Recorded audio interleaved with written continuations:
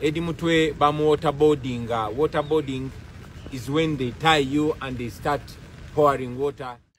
Eby'omwana mulenzi Eddie Mutwe byewuunyisa. Bobi Wine wuuno avuddeyo nakakasa eside eno munnanga ate wamulabyeko mu prison munnanga ate e Masaka eside eno. Bamita Jaminati era nga nsinza ku Jaminati Yugi ngenda kubeera nga ntandika ne Bobi Wine eside wano ate nga mwana mulenzi munnanga ate Kengesaha ayigomeza munnanga ate wali ng'atuuse ekkata eside eno. Bye ngenda okubeera nga nkutuusako wano ku Jaminati Yugi naye ngenda kubeera nga ntandika munnanga ate wali n'omukulu Bobi Wine era nga babadde bazze munnange mu kooti mu prison munnanga ate e Masaka eside eno era nga abadde azze ne family ya Eddie Mutwe naye munnange byabadde ayogera munnange eside eno ko Eddie Mutwe bawannange kansooke nkuwe katambi kano ate mmale enkomewo. Eddie afaanana bubi nnyo bazze bamukwatiridde nga ebiwundu byonna nga Kanso Majerani bwe yatunyonyodde twabadde tulowooza kyekisembayo naye ate bwe twogedde ku Eddie byatubuuliddeko newankubadde munafu tasobola kwogera bulungi nakutotola byonna byamutuusibwako ne bamutuusako buli kikolobero kyemmanyi. Eddie Mutwe bamu waterboarding. Waterboarding is when they tie you and they start pouring water in your face and mouth to create an effect of drowning. Eddie Mutwe was waterboarded.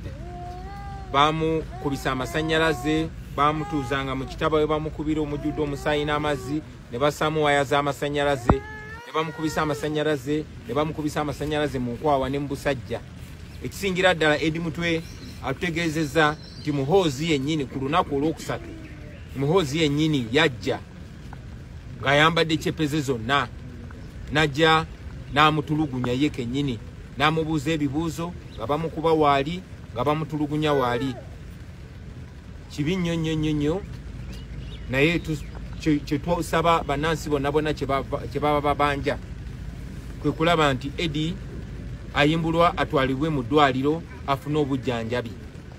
Naye najjudde mabwa emikono gino bamusiba empingo ne ziyingira mu nnyama ne zibulira mu nnyama era kati ajjudde ebiwundu. Tumanyi nti bamukumidde mukomera ensi ereme kulaba mbeera gy'alimu kati newankubadde wayiseewo akaseera bino okuba we byaliwo naye amabwa gakyali mabisi n'obulumi bukyali bungi buli wamu. Akankana tanaba ku stabilizinga mu mubiri ne mu bwongo.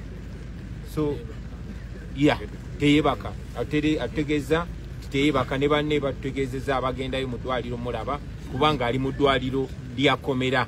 Ebigere byonna baabikuba buno bukongovule ne bugwa munda. Ali mu mbeera embi ennyo. Tubasaba ng'oggyeko okusabira Eddie Mutwe mumusabire nnyo naye ate mubanje mulabe nga muganda waffe obulamu bwe butaasibwa kubanga singa abatafunye bujjanjabi mu kiseera ekyamangu ennyo simanyi mbeera ki gy'anaabeeramu. Ebyo mpozi n'ekirala ebirala nkakasa bw'anaaba asobodde ajja bibanyonnyola Katonda bw'anaabakkiriza n'akomawo nga mulamu. Naye mu kumutulugunya kyatugambye nti muhoozi bwe yajja ku lunaku olwokusatu n'amubikkulako n'amulaba ne bagasimbagana n'amubuuza amagala. Kati Eddie Mutwe n'agamba tebanabagampa.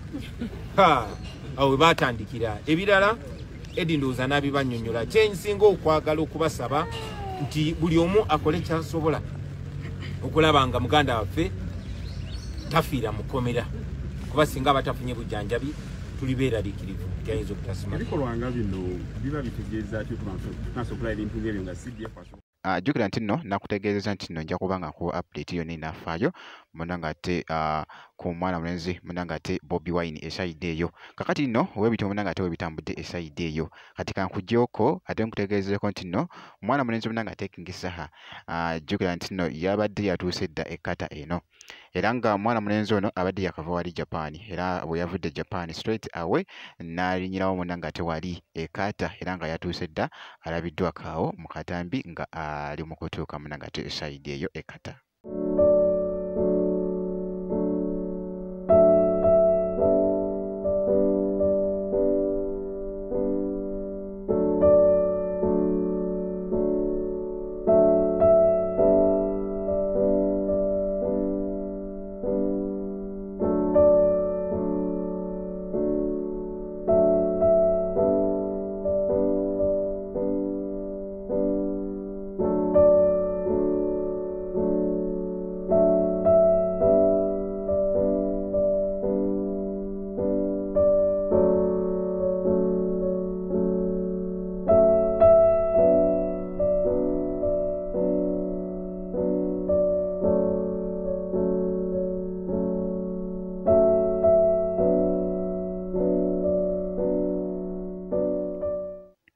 byebyo nno ate munange ebitambudde ku mwana mulenzi munange ate King Sam nkugambye alaze amaanyi wali era nga katambi ako katredinze nnyo ate wali ku mukutu munange ate ogwa TikTok esayidi eyo ku mwana mulenzi ono ate munange ate omuyimbi wo King Sam kakasa ntino video jimpera like kusati no kusubscribinga kasita obeera nga tonnaba ngenda kubeera nga nkumawo ate maaso eyo nezi updates endala katono nnyo bwenti